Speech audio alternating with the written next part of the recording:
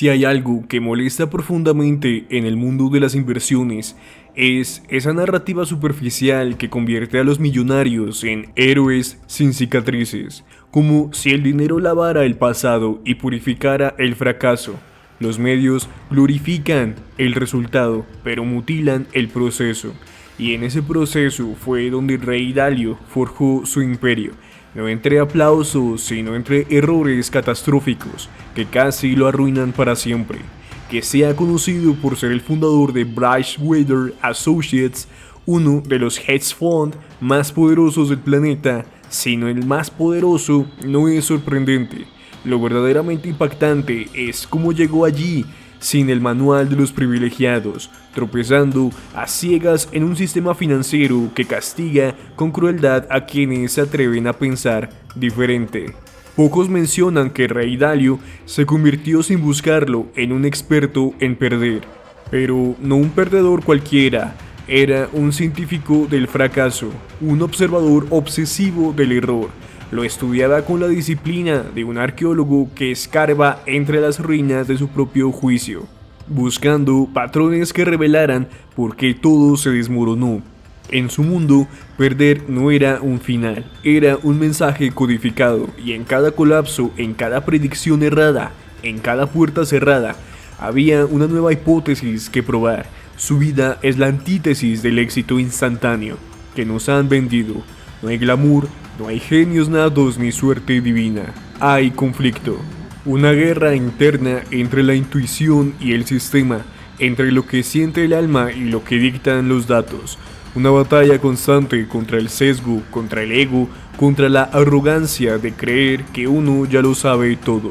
En lugar de huir de sus equivocaciones, Dalio las enfrentó con brutal honestidad, las transformó en datos, las clasificó como quien cataloga cicatrices, y de ese dolor, de esa ruina, extrajo una metodología. Su mentalidad era quirúrgica, no se permitía romantizar sus aciertos, ni justificar sus fallos. Todo debía ser entendido, incluso lo más incómodo, porque entendía algo que la mayoría niega, que para llegar lejos a veces hay que hundirse primero, que el éxito, el verdadero éxito, no nace de las victorias fáciles, sino de la capacidad de pararse después de una caída devastadora. Y eso es lo que define a los grandes, no su brillantez, sino su resiliencia. ¿Quién estaría dispuesto a vivir una humillación pública tan grande que necesitara pedirle dinero prestado a su padre para sobrevivir, justo después de haber proclamado en televisión una recesión que jamás ocurrió? Eso no es solo una derrota financiera, es una herida abierta al orgullo, es una rendición momentánea ante el mundo, pero también es una prueba de fuego para el carácter. Es ahí donde muchos se rompen, y es ahí, precisamente ahí, donde Dalio comenzó a construirse de verdad, porque la ruina no lo definió, lo reveló, lo desnudó de todo lo superfluo y le mostró la crudeza de la realidad, y fue en esa realidad sin adornos donde encontró su mayor ventaja. Su historia no es una curva ascendente de éxito, es una montaña rusa filosófica, donde el precio del aprendizaje fue la humillación pública, la pérdida de capital y el colapso emocional. Y sin embargo, ese abismo lo obligó a una de las decisiones más radicales de su vida: empezar a construir una forma de pensar que lo protegería de sí mismo, porque el enemigo nunca fue el mercado, fue su propio juicio, su propia mente. Nació en Queens, Nueva York, en un hogar de clase media baja. Su padre, un músico de jazz con alma bohemia, tocaba para alimentar sueños más que para llenar cuentas bancarias. Su madre, ama de casa, tejía una cotidianidad sin pretensiones. No había lujos, no había apellidos resonantes, no había puertas abiertas por la influencia. Y, sin embargo, ahí, en medio de esa aparente normalidad, crecía una mente que no encajaba del todo con su entorno. Mientras los niños de su edad jugaban en las calles o soñaban con ser astronautas o estrellas de béisbol, Rey Dalio miraba las páginas de Wall Street Journal con la misma fascinación con la que otros miraban una historieta o un cómic. A los 12 años compró sus primeras acciones Y no lo hizo por ambición ni por querer impresionar a nadie, lo hizo por algo más puro, por curiosidad. Pero no era una curiosidad cualquiera, era una necesidad casi biológica de entender cómo funcionaban las cosas, por qué las acciones suben, por qué bajan, quién decide, qué fuerzas invisibles mueven el mundo. Preguntas que muchos adultos ni siquiera se atreven a formular. Él las exploraba con la inocencia de un niño y la intensidad de un obsesivo.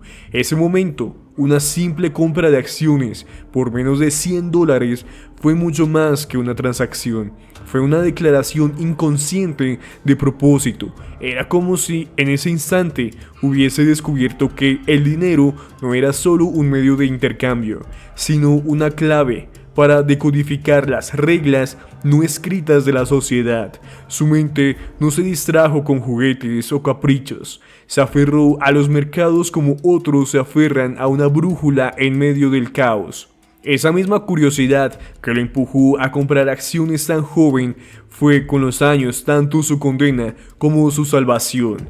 Porque en el mundo financiero el que pregunta demasiado termina viendo cosas que otros prefieren ignorar. Y quien ve demasiado corre el riesgo de equivocarse en voz alta, pero también de entender lo que otros nunca verán. La mayoría de las personas recuerdan su infancia por los juegos, los veranos eternos y los momentos de despreocupación. Pero en la memoria de Rey Dalio hay un recuerdo que pesa más que cualquier día en el parque. El momento en que decidió poner su dinero, escaso y ganado con esfuerzo cortando césped, en manos de un sistema financiero que no comprendía del todo, pero que sentía que debía dominar. ¿Quién hace eso a los 12 años? Alguien cuya curiosidad no conoce límites, alguien que no quiere vivir en el mundo sin entenderlo, alguien que intuye que el dinero no es solo riqueza, es información, es poder, es estructura. Dalio no nació con una ventaja económica, pero nació con algo más raro, el hambre de comprender. Donde otros niños preguntaban, ¿puedo tener esto? Él preguntaba, ¿por qué esto cuesta lo que cuesta? Esa diferencia lo cambió todo. No se trataba solo de invertir, se trataba de observar, de registrar patrones, de leer movimientos que los demás ignoraban. Era como si los mercados hablaran en un idioma que solo él se tomaba el tiempo de aprender. Ese lenguaje no era fácil, no era obvio. Estaba oculto detrás del ruido de las emociones, del caos humano, pero Rey tenía el temple de un monje y la precisión de un relojero, paciente, meticuloso, casi clínico. Y esa curiosidad se volvió peligrosa, en el mejor de los sentidos, porque lo obligó a cuestionarlo todo. Las certezas de sus profesores, la lógica de las masas, incluso sus propias intuiciones, lo forzó a entender que detrás de cada alza o caída del mercado había algo más profundo, una historia humana, un error colectivo, una ilusión compartida. Dalio no buscaba predecir el futuro, quería diseccionarlo, entender que lo hace posible. Esa mentalidad sembrada en la adolescencia es la que más tarde lo llevaría a construir principios, a crear algoritmos de decisiones y a fundar Bridgewater, no como una empresa, sino como un laboratorio de la realidad. Todo comenzó ahí, con un niño sin privilegios, sin conexiones, sin educación formal en finanzas, pero con una pregunta entre ceja y ceja. Una pregunta tan potente que acabaría transformando su vida, y la de quienes se atrevieran a escucharlo. ¿Cómo funciona el mundo realmente? Años más tarde, esa obsesión por entender el mundo lo llevó a trabajar en Wall Street, pero no era el típico joven trajeado con aspiraciones vacías. Era un inconforme, un tipo incómodo para los ambientes tradicionales. Mientras otros seguían instrucciones, Rey cuestionaba los modelos, no encajaba del todo. Su mente iba más rápida que la burocracia financiera, y eso lo hacía chocar con estructuras rígidas que preferirían repetir fórmulas antes de descubrir nuevas. Fue en esa época donde Dalio empezó a entender que la inteligencia sin humildad es una bomba de tiempo.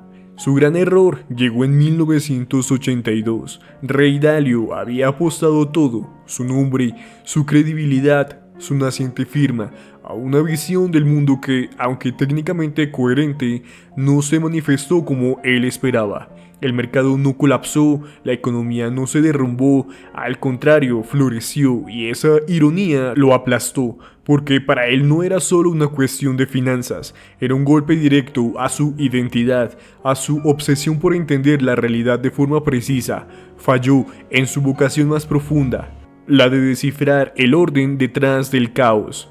La mayoría de las personas ante una caída así se romperían. El ciudadano común al enfrentarse con la ruina hace lo que puede para sobrevivir, huye, niega, se repliega. En Wall Street, cuando caes, no solo pierdes dinero, pierdes tu voz, dejas de existir en las salas de juntas, en los correos importantes, en las llamadas de poder.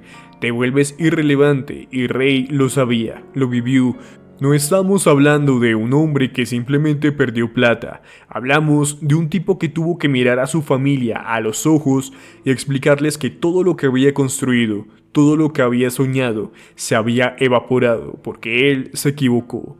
Pero, ¿por qué se equivocó? Porque subestimó el factor más difícil de modelar, el comportamiento humano, los ciclos de deuda, tema que años más tarde se convertiría en su especialidad. Están profundamente ligados a las emociones colectivas, euforia, miedo, codicia, negación. En ese momento Rey entendía los números, pero aún no había aprendido que los números no se mueven solos, los mueve la psicología, y eso cambia todo. En teoría, su predicción tenía lógica, la economía estaba sobreendeudada, los bancos eran frágiles, la inflación persistente, pero en la práctica el ciclo aún no estaba listo para romperse. La Reserva Federal, liderada por Paul Volcker, inició una serie de medidas que revitalizaron el sistema en lugar de hundirlo. Nadie lo vio venir, ni siquiera Rey. Este error lo hizo confrontar la verdad más incómoda de todas, que la realidad no es lineal, ni justa, ni predecible, que los ciclos del dinero y la deuda no siguen calendarios, sino pulsos sociales, que los mercados pueden mantenerse irracionales más tiempo del que uno puede mantenerse solvente, y que a veces el que más sabe también puede ser el que más se equivoca. Lo que Dalio vivió en 1982 fue una muerte simbólica, pero también fue el nacimiento de un nuevo pensamiento, el de que para sobrevivir y prosperar en Wall Street no basta con tener razón, hay que tener humildad, hay que construir sistemas que puedan corregirnos cuando nuestro ego se apodera de nuestro juicio. Hay que tratar a cada error no como un obstáculo, sino como un dato valioso, que debe ser recogido, desmenuzado y sistematizado. Y así, desde lo más bajo, con la vergüenza aún latente y una cuenta bancaria vacía, Dalio empezó a construir el legado que lo convertiría en uno de los pensadores más influyentes de la historia financiera moderna. Después de tocar fondo, Rey Dalio no volvió a levantarse siendo el mismo. No es que simplemente se reinventara, es que se reprogramó. Su mente, que antes buscaba tener la razón, empezó a obsesionarse con entender por qué había estado equivocado, y de que esa necesidad desesperada por no volver a caer tan brutalmente, nació una idea poderosa. Los errores no solo debían corregirse, debían sistematizarse. Así fue como empezó a escribir lo que luego el mundo conocería como sus principios.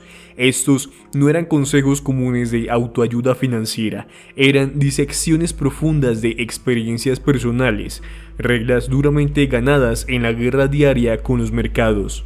El ego y la ignorancia. Rey no se dedicó a escribir un libro para verse bien. Lo que escribió era originalmente un manual interno para sobrevivir en un entorno donde cada decisión errada podía costarte millones o tu dignidad.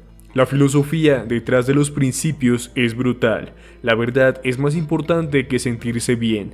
El ego es el principal enemigo del progreso. La realidad no se adapta a tus creencias, tú debes adaptarte a ella. Y sobre todo que los errores, si se estudian con la frialdad de un cirujano, pueden convertirse en las herramientas más valiosas de aprendizaje. Dalio entendió que él solo no era suficiente, que necesitaba construir una máquina mental donde sus sesgos no dictaran las decisiones. Por eso empezó a crear una cultura de meritocracia de ideas en Bridgewater, Una cultura donde todos podían opinar, pero cada idea debía ser evaluada objetivamente. Donde incluso los empleados más jóvenes podían decirle a la cara que estaba equivocado y él los escuchaba, porque había aprendido a golpes que tener razón no es cuestión de jerarquía, sino de lógica y evidencia. En Bridgewater esto se convirtió en algo extremo, reuniones grabadas, evaluaciones constantes, debates donde lo emocional se dejaba fuera de la sala. No era un lugar cómodo, pero sí uno brutalmente efectivo, porque mientras otros hedge funds se movían a impulsos y corazonadas, Dalio construía un algoritmo de toma de decisiones basado en principios claros, duros y muchas veces contrarios a lo que el mercado quería escuchar. Y lo más paradójico de todo es que todo esto, esta filosofía radical, esta estructura implacable de análisis, esta nueva forma de mirar el error, nació del más humano de los actos, fracasar. Y no cualquier fracaso, sino uno tan devastador que lo obligó a rehacerse desde las cenizas. Mientras otros fondos seguían dependiendo de la intuición de traders estrella o de las corazonadas de sus ejecutivos, Bridgewater construía lo que llamaban máquinas de decisiones, algoritmos que se alimentaban de los principios y aprendizajes acumulados durante años. Cruzados con datos económicos en tiempo real, era como si el pensamiento de Dalio hubiera sido convertido en un cerebro artificial, capaz de anticipar tendencias, no por corazonadas, sino por patrones históricos comprobados. Uno de los ejemplos más emblemáticos fue la crisis financiera de 2008. Mientras muchos titanes de Wall Street colapsaban, Lehman Brothers desaparecía, AIG era rescatada y los bancos se tambaleaban, Bridgewater se mantuvo a flote, no solo sobrevivió, prosperó, porque su modelo ya había anticipado los problemas estructurales de deuda, porque en vez de negar la realidad la enfrentaron antes de que se volviera obvia, porque no les importaba parecer alarmistas si la lógica decía que había peligro. Y así mientras la industria financiera sangraba, Dalio y su equipo emergían como visionarios, no por tener una bola de cristal, sino por tener un sistema frío, calculador, de análisis, un sistema que había nacido de una humillación personal y que ahora le permitía manejar cientos de miles de millones de dólares con una precisión aterradora.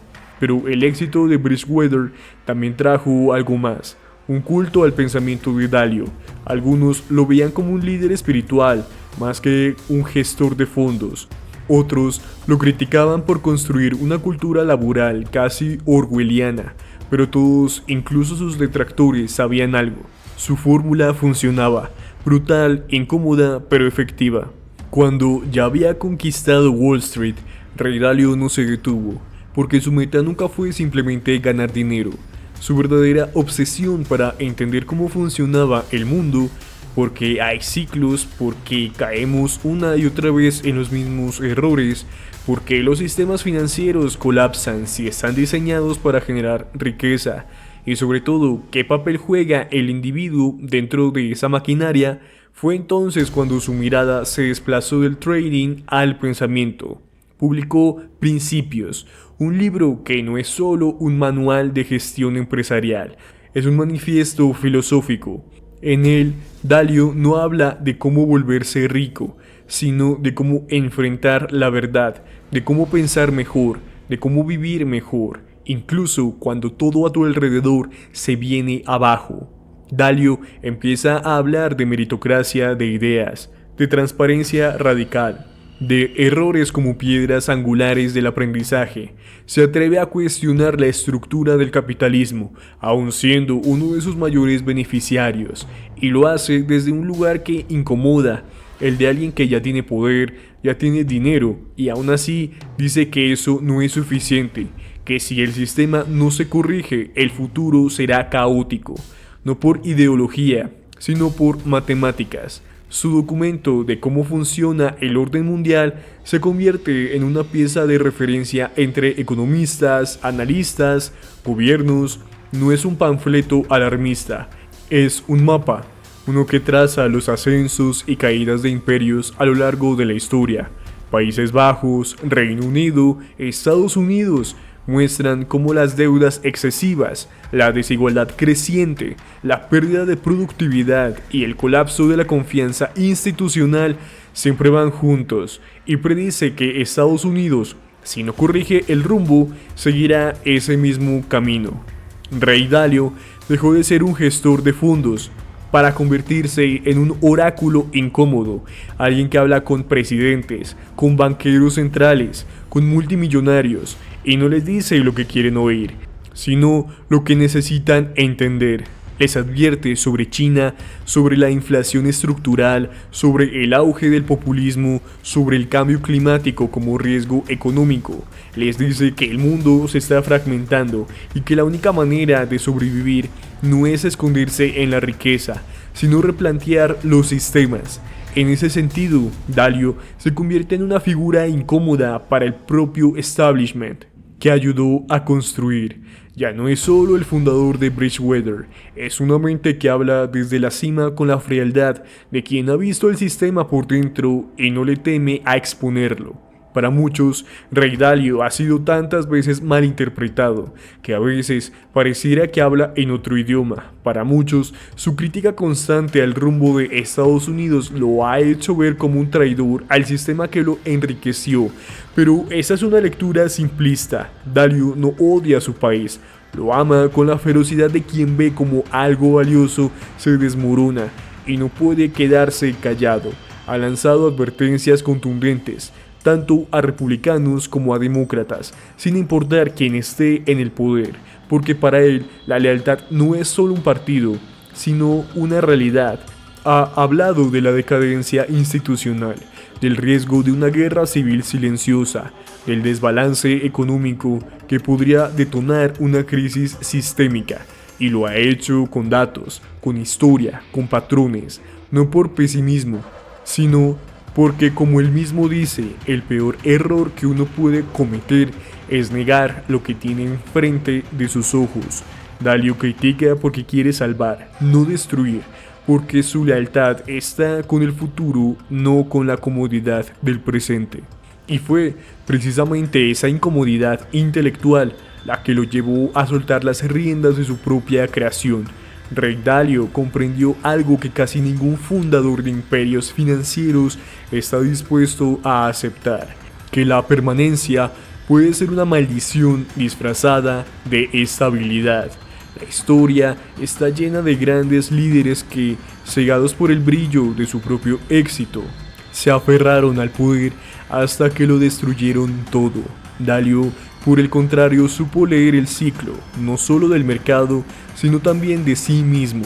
Entendió que incluso los mejores sistemas pueden volverse obsoletos si no se renuevan, que una empresa, al igual que una economía, necesita respiración, cambio de manos, ideas frescas que no estén contaminadas por el peso de una sola figura.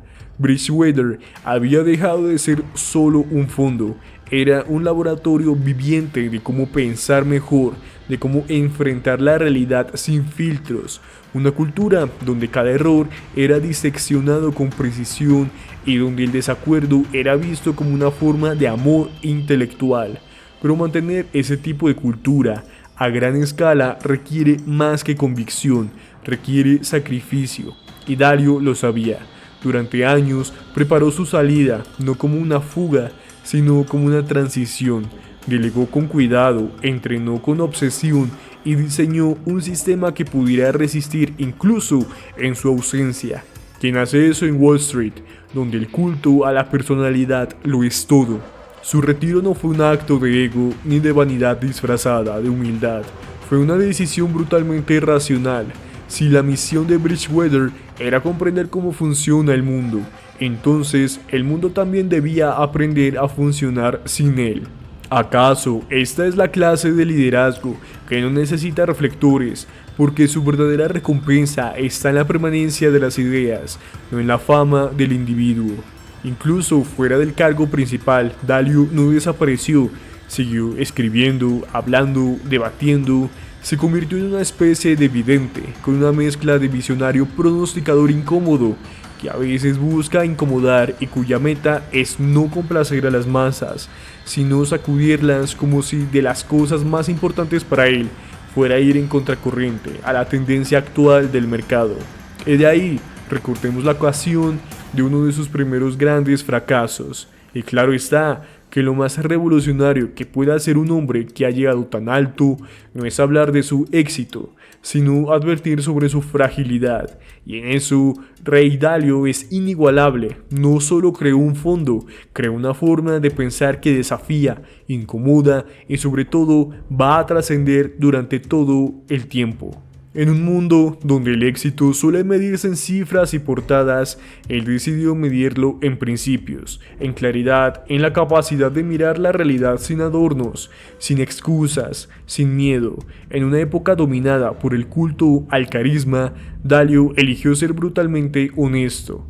Mientras otros construían relatos motivacionales para alimentar egos frágiles, él se dedicó a escribir principios, un manifiesto de dolor, errores y aprendizajes, con más páginas dedicadas a lo que hizo mal que a lo que hizo bien. ¿Por qué? Porque entendió que la única manera de avanzar no es glorificando el pasado, sino diseccionándolo. Su legado no es Bridgewater, no son los miles de millones bajo gestión, es su invitación constante a pensar mejor, a dudar de nuestras creencias, a documentar nuestros errores como si fueran piezas sagradas de un rompecabezas mayor.